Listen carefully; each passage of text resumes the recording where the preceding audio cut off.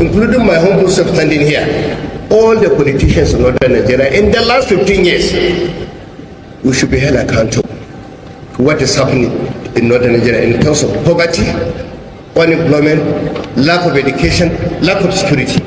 As of 2016, some of us that lives here in Kaduna, and Northwest in particular, were not aware of anything called banditry, kidnappings, or insurgency. If there's anybody here who is aware of that, can also attest to the fact that as of 2016, not 2019, 16, there was nothing like kidnappings even in Benogwari. I can tell you that for a fact. We complain in the Northwest that we had a president that we never had anything from. Go to Katsina today, where I come from. There's nothing that we had a president for 8 years.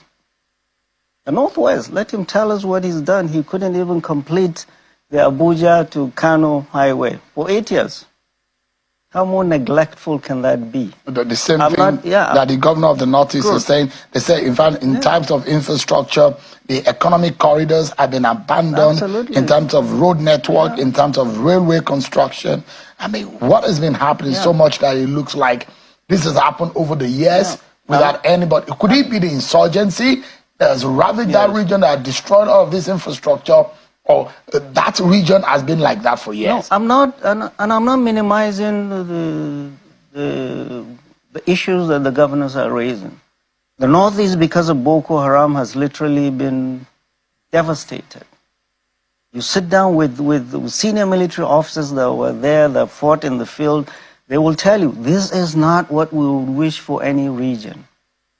The whole region has been devastated. Outside Maiduguri, there's not much. The whole region, education is pillaged. We have malnutrition there, the health. Look at the number of doctors in Maiduguri. You would cry.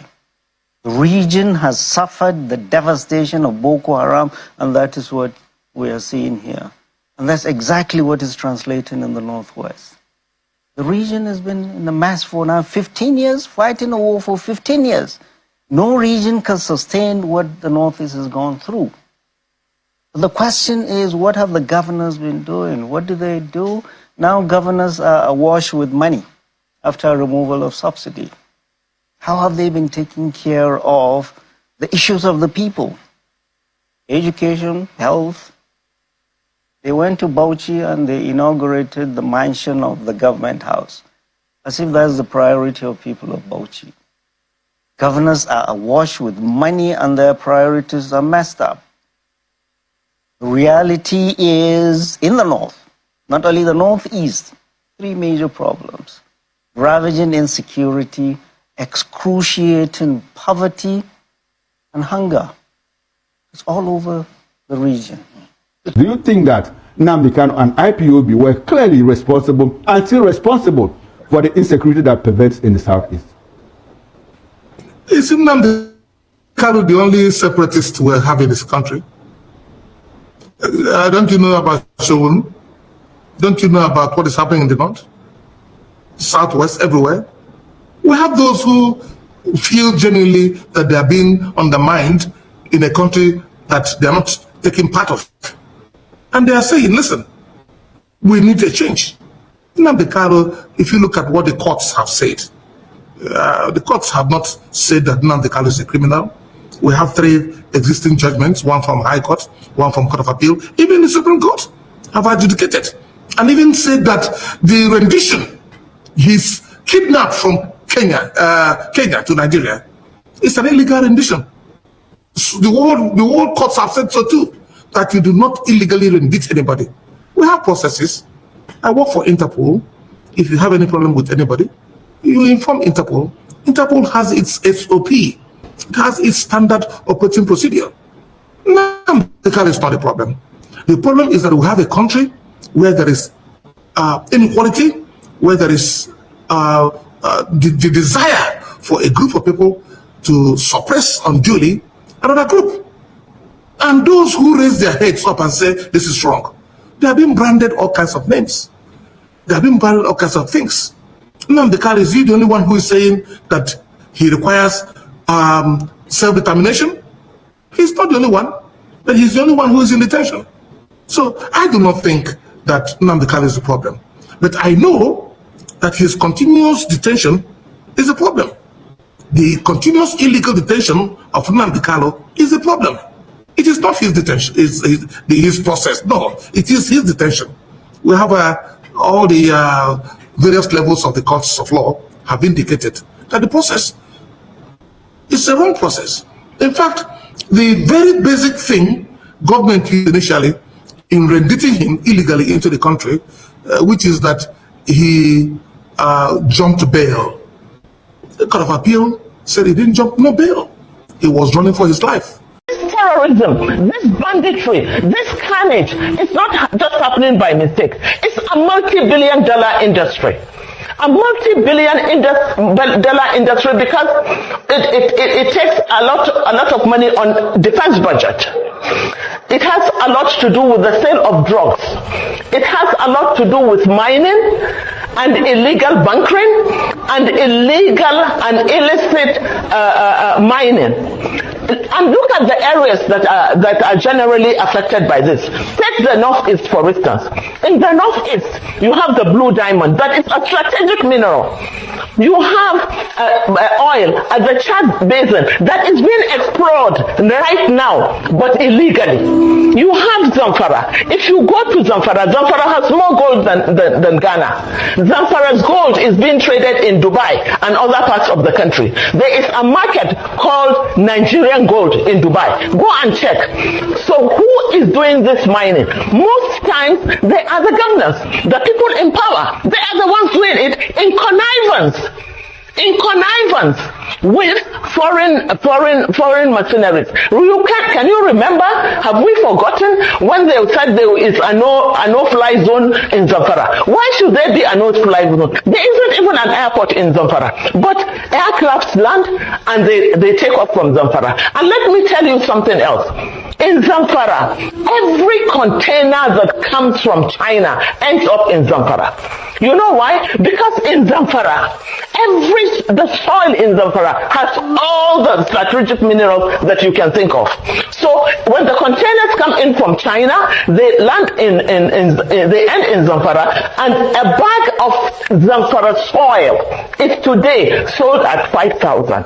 So they need to displace the people to allow them to continue. You cannot just sit down watching them to do whatever they feel like doing simply because they are professionals. You cannot talk to them. Give them target.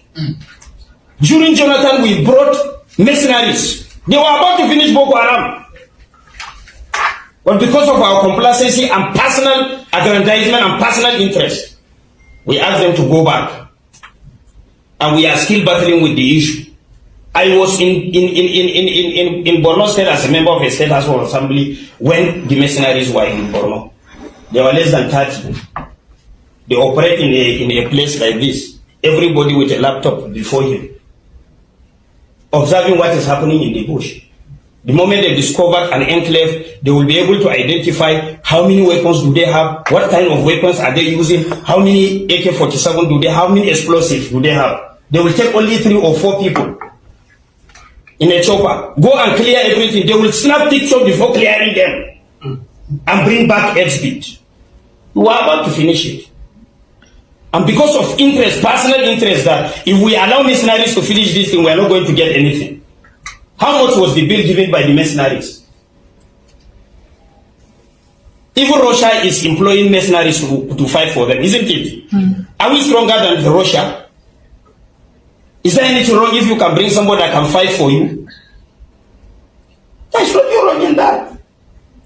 So I'm sorry if people are saying that National Assembly is not doing the needful, National Assembly is not providing the enabling laws. We have provided all the enabling laws. The enforcement of such laws is not ours. If government is not ready to implement, there is no way we can compel government. The only thing we can advise government. If government refuses to do it, there is no way you can force them. Because they have the mercenaries for implementation. You do not have.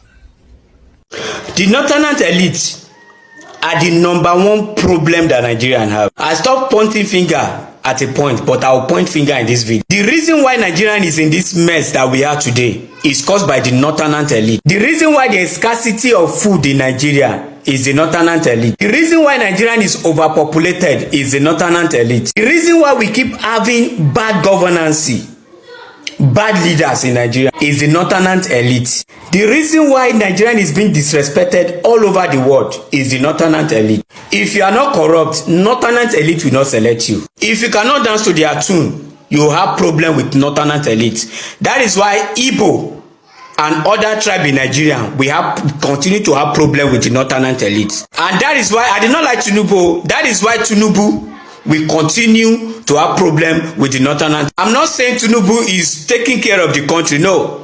Tinubu is doing his own thing. He's not dancing to the northern elite. That is why he's having problem. Now, 70% of the people that live in northern Nigeria, particularly the masses, were completely financially excluded because every human being, everybody, if you are a former senator, a former member of the House of Reps, a former governor, a former minister, a former vice president, or former president, from northern Nigeria, in the last 20 years, I will tell you, you are part of the problem. All of us. And that is the reason why I don't believe we should deceive the people of northern Nigeria. I don't believe we should misinform them. That was why I told you that I have no problem with those people criticizing the government because they are including some baristas like Bukati Bulama, like Ibn Dambello Galadenchi. All of those people, I can tell you, they have the right, moral right, to criticize the government. But those that were part of the problem, for them to come today and say that we have repented, please, I think is. Hi, my people, welcome back. I think you guys have watched and listened to what people said concerning the insecurity that we're facing in this country called Nigeria. If you look at all these northern people that are talking, the video they said, okay, they are the problem of this country and all of that. And the other one that talk about Nnamdi Kanu, and I see the way just respond to them that okay, Nnamdi Kanu will be the problem of insecurity. And I know it's okay ever since we did for inside this country called Nigeria, even when Nnamdi Kanu never entered detention. People like many persons that they see okay now him be the causes of what in Nigeria they face. But now when it's okay, they detention and that thing keep happening. Their eyes on the open, and now here we've seen many northern people now talk concerning the insecurity. Where it's okay deep for inside this country called Nigeria. Now it's okay ever since it's okay we have been telling them that okay they are the causes of what we are facing in this country.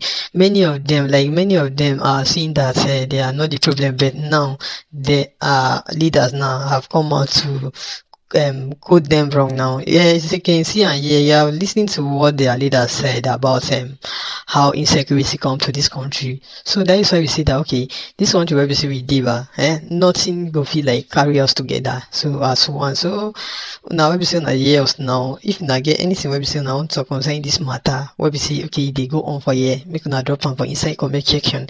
And for you where we see okay now today be the first time where we see they come across our channel, I beg make you like our video, make it share and also make it subscribe. Thank you.